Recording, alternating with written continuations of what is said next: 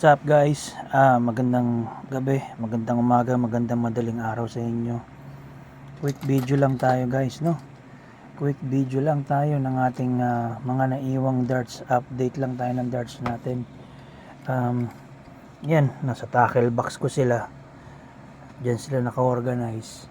Tapos nakuha na yung yung kambal nito, yung Assassin 23 na bullet type. Nakuha na kanina.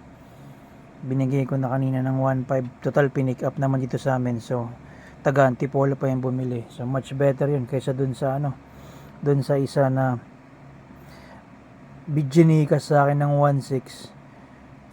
Tapos 235 yung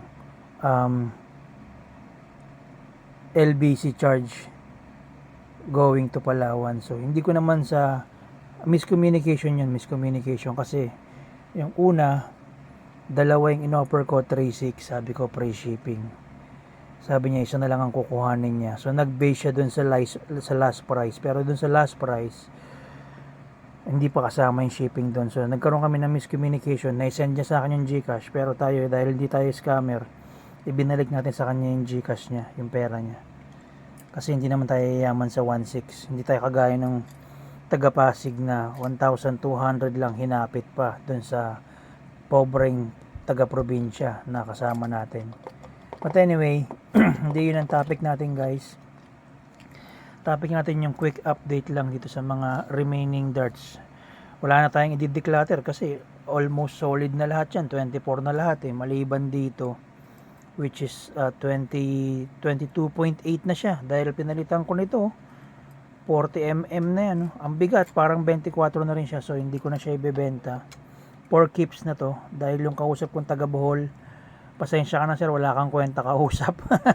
Pasensya na po, hindi kita sinisiraan dahil hindi ko naman sinabi yung pangalan mo, pero wala kang kwenta kausap sir. But anyway, ayan po, atin na yan, gamit na natin yan. Yung papakita ko lang yung, kasi dumating yung dalawang set pa ng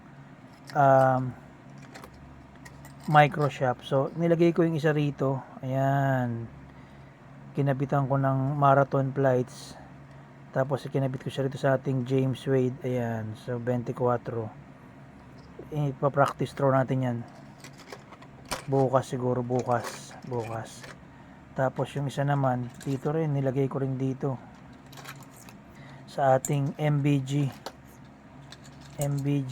Aspire na 24 din, ayan o. Yan. So ayan yung ating mga Microshop Army. Yung dalawang kapatid niyan, as usual, nakakabit pa rin dun sa ating 180 Chameleon Alira at saka dun sa ating Winmau na ito yan, pakita ko sa inyo. Yun o, yung Winmau Wildcats. So ito siya. Ayan guys, ayan, the originals. Yan. So lahat yan 24 na uli, lahat yan. So solid na lahat yan. Wala na tayong i-declutter not unless mag-decide tayo na magbawas pa uli. Yan. Ang ganda oh, gold siya. Kaya lang wala tayong gold na plates. So yan muna. Yan. So naka-set up na lahat yan. 4 na sila. Tapos lahat ng ating mga darts na iba, puro mga short shops na yan. So nagta-transition tayo lahat sa short shops, tapos pass flights. Ito lang bago, itong huling inaano ko nga ito.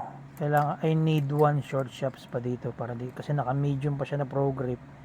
Papalitan ko siya, pero kanina ginamit ko kanina. Hindi ko alam kung dahil sa sobrang inis lang doon sa kausap ko o kung ano man, pero naka 180 tayo rito kanina, 180.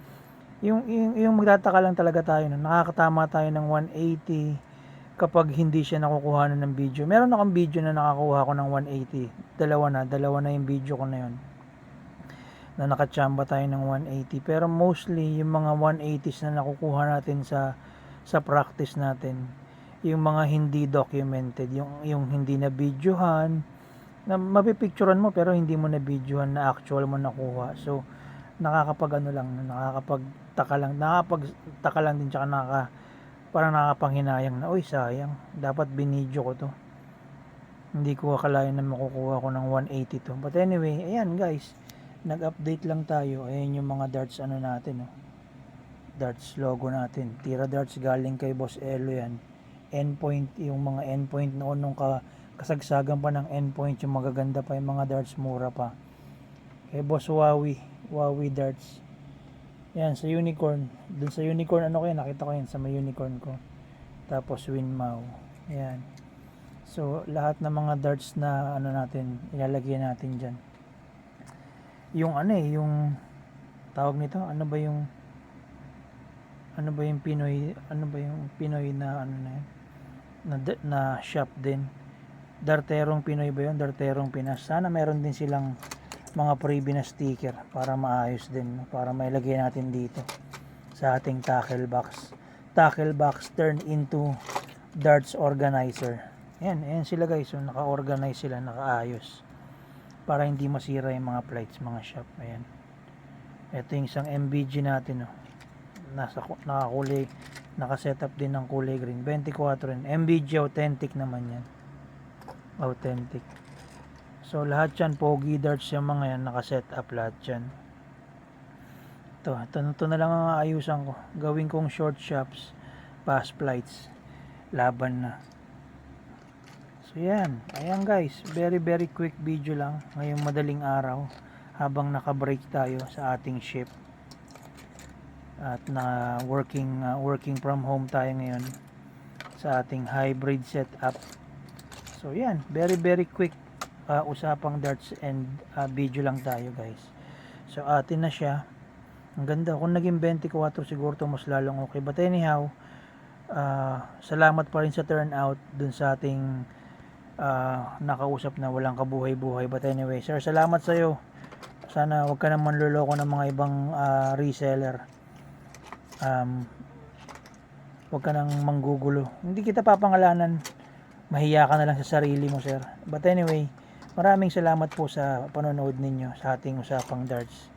So again guys, yung latest post natin dun sa ating question, no? Tatanong tayo kung ano yung grip ninyo sa darts. Ito po yung sa akin guys. Ito po. Ayan. Ganyan yung grip natin. Ayan. But anyway, maraming salamat guys. Pa-like and subscribe na lang po sa ating YouTube channel. Pag dumami pa po tayo, parapol tayo ng isang tungsten darts. Hindi po sa mga darts ko, no? Bibili po ako ng tungsten na darts. Tas yun ang ipaparapol natin. Para sa kapag na-reach natin yung 1,000 subs. So yun. Maraming salamat sa panonood. Tapos na po yung ating usapang darts. Mario Skanky, Jom Soriano sa ating mga kaibigan, and peace out po.